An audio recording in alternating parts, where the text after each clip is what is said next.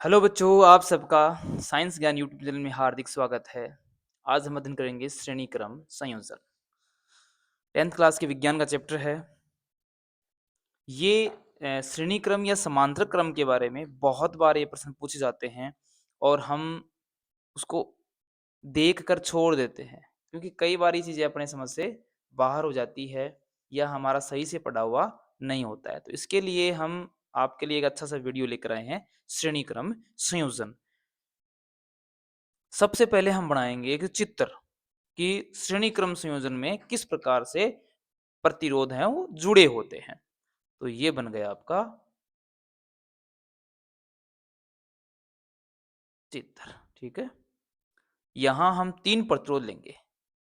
कितने प्रतिरोध लेंगे? तीन प्रतिरोध लेंगे। आर R1, ठीक है, R2, ठीक है, और R3। ये तीन प्रतिरोध अपन लेते हैं और तीनों प्रतिरोधों को एक निश्चित क्रम में हमने जोड़ दिया। R1, R2 और R3 के रूप में जोड़ दिया है। और यहां हम जोड़ देते हैं एक बैटरी। बैटरी में ध्यान रखना, बड़े वाला निशान होता है वो प्लस का होगा और छोटे वाला निशान माइनस का होगा। ये एक बेस सेल है। अगर दूसरा सेल जोड़े तो इसी के साथ हम एक इस प्रकार से जोड़ सकते हैं। ये माइनस वाला हिस्सा होगा। थोड़ा सा यहाँ ध्यान देने योग्य बात है, यहाँ एक एमीटर और जोड़ देते हैं। एमीटर सदैव किसी भी परिपथ के श्रेणी क्रम में जुड़ता है। एमीटर जोड़ दिया, यहाँ हमने एक स्विच जोड़ दिया, कुंजी जोड़ दी, जिसे हम बटन बोल सकते हैं। और ये आपका परिपथ हुआ पूरा। अब इसमें विद्युत धारा बहाने लग जाते हैं। विद्युत धारा आही प्रवाहित होती है और यहाँ समांतर क्रम में एक। अब देखते हैं, यदि किसी विद्युत परिपथ में विद्युत परिपथ में प्रतिरोधों को या तीन प्रतिरोधों को, ऐसे बोलेंगे, तीन प्रतिरोधों को एक सिरे से दूसरे सिरे को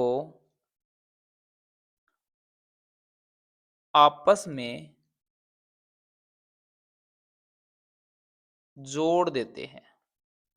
जोड़ देते हैं यानी एक सिरे को हमने R1 का सिरा यहां से लेकर इसको यहां से, यहां के बाद में ये वाला और यहां से ये वाला, यानी इन सिरों को आपस में अपन जोड़ देते हैं। तो इस प्रकार का संयोजन श्रेणी क्रम संयोजन कहलाता है।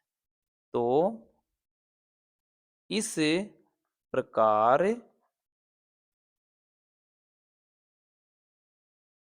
का संयोजन श्रेणी क्रम संयोजन कहलाता है। संयोजन कहलाता है। ये तो हो गया कि श्रेणी क्रम संयोजन होता क्या है। अब क्या करते हैं, क्रम संयोजन में प्रतिरोध का मान ज्ञात करते हैं। प्रश्न को इसी प्रकार से लिखना है, उत्तर को आप श्रेणी क्रम संयोजन में प्रतिरोध का मान का, यदि परिपथ में प्रवाहित धारा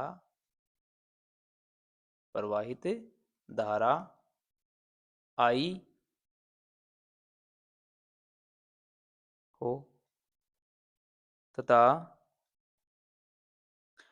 प्रतिरोध के सिरों का विभवांतर V हो, विभवांतर V हो तो ओम के नियमानुसार, ओम के नियमानुसार, ओम का नियम क्या कहता है? ओम का नियम कहता है कि V बराबर आई आर। ओम का नियम क्या कहता है कि V बराबर आई आर। विभवांतर है वो धारा और आर प्रतिरोध के बराबर है। तो श्रेणी क्रम संयोजन में विभवांतर का मान प्रत्येक प्रतिरोध के लिए अलग अलग होता है। तो ये बात भी लिख दो आप लिख दोगे। तो हमने कहा कि पहले प्रतिरोध के लिए, पहले प्रतिरोध के लिए विभवांतर, पहले प्रतिरोध के लिए विभवांतर क्या हो जाएगा? V1 बराबर IR1। यहाँ धारा का मान क्या है? समान है। धारा का मान समान हो और विभवांतर सबके लिए अलग अलग हो। पहले प्रतिरोध के लिए, फिर दूसरे प्रतिरोध के लिए, दूसरे प्रतिरोध के लिए विभवांतर क्या हो जाएगा? V2 बराबर IR2। और इसी प्रकार से तीसरे के लिए, तीसरे के लिए क्या हो जाएगा? V3 बराबर IR3। इसी प्रकार से अगर 4 हो, प्रतिरोध चौथा प्रतिरोध जुड़ा तो V4 बराबर IR4 हो जाएगा। इसको हमने समीकरण, देखो IR बराबर तो समीकरण नंबर 1 नाम दे देते हैं। यहाँ से इसको समीकरण नंबर 1 नाम दे देते हैं, इसको 2, इसको 3 और इसको 4 समीकरण लिख देते हैं। तो हमने कहा समीकरण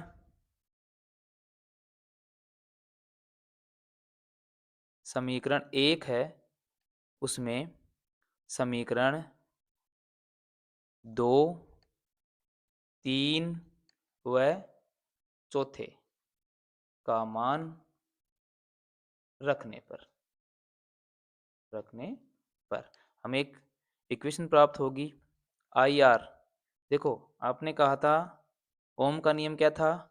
V बराबर आई आर था, समीकरण नंबर 1 ये था।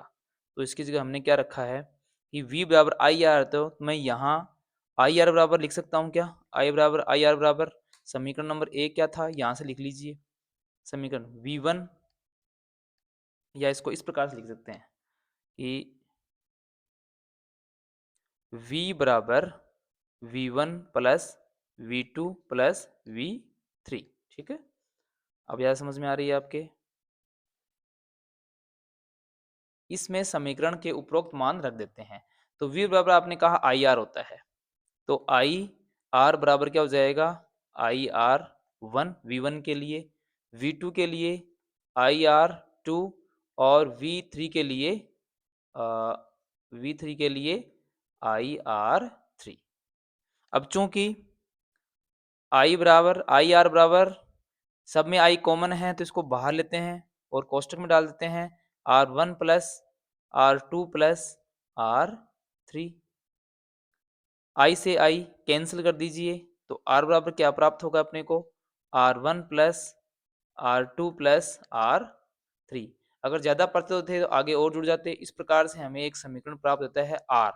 ये श्रेणी क्रम संयोजन का, यानी यहाँ कुल प्रतिरोध का मान क्या होता है? उनका योग होता है और प्रतिरोध बहुत ज्यादा बढ़ जाता है। तो R यहाँ प्रतिरोध है, R1 R2 R3 सारे प्रतिरोध हैं जिनका कुल योग R1 plus R2 plus R3 होगा। ये श्रेणी क्रम संयोजन का अपने सूत्र व्युत्पन्न कर लिया है, जिससे यहाँ एक बात स्पष्ट जाता है कि श्रेणी क्रम में प्रतिरोध का मान, श्रेणी क्रम है उसमें प्रतिरोध का मान अधिक होगा, या समांतर क्रम या पार्श्व क्रम जिसे बोलते हैं उसमें ज़्यादा होगा। तो यहाँ देखिए श्रेणी क्रम में सारे प्रतिरोधों का क्या होता है? योग होता है, यहाँ योग नहीं हो पाता है और यहाँ तुल्य प्रतिरोध क्या होगा?